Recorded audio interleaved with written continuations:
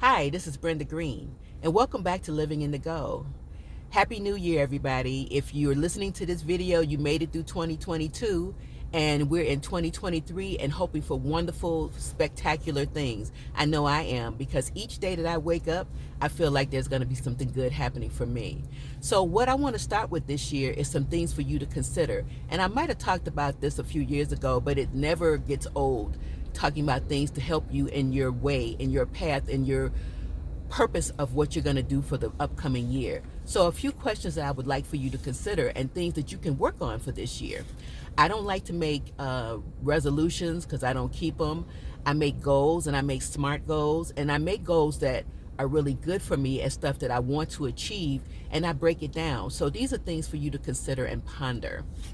So one, do you know your net worth? It's a very simple thing. Find out what your debt is and take that and subtract that from your assets. That's your net worth. Everybody should know their net worth. The next thing is, do you have an emergency fund? I talk about it all the time because we're like one paycheck away from having disaster happen. So start a emergency fund. It could be $5 a week, it could be $10 a week, but start one. Do you have a life insurance?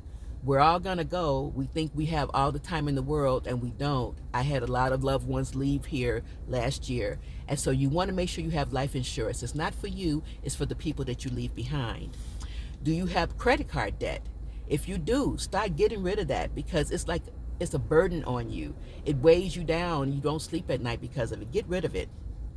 So if you're in an emergency situation and it costs you maybe $1,000 to rectify it, and you have to use a credit card, then you're in trouble. That goes back to the emergency fund that you need to have. Do you have a retirement account? If you're at a job that offers that and you're not signed up for it, sign up today.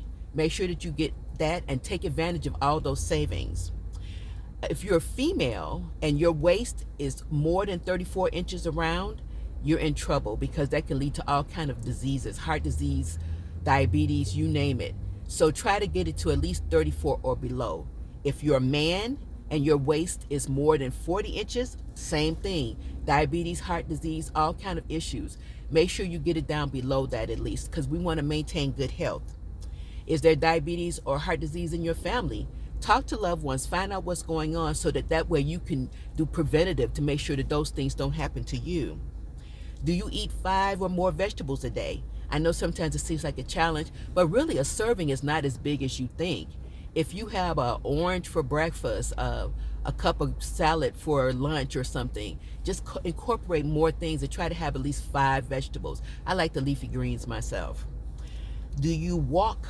And if you do, can you walk at least 1 mile without stopping, without having to catch your breath? If not, make that the goal this year, to be able to walk some distance and be able to do it consistently. That is so good for your health.